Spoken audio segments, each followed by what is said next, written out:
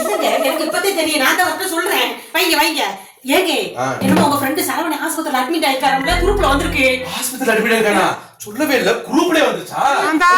அட இருங்கட்ட, ஒரு தாங்கல பேசிட்டு வரேன். சரி.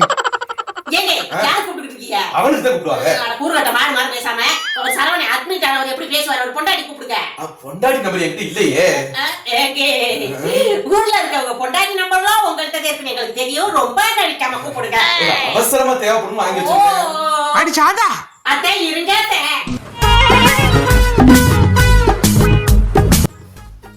ஹலோ ஏமா, என்னமாச்சு சரவணனுக்கு?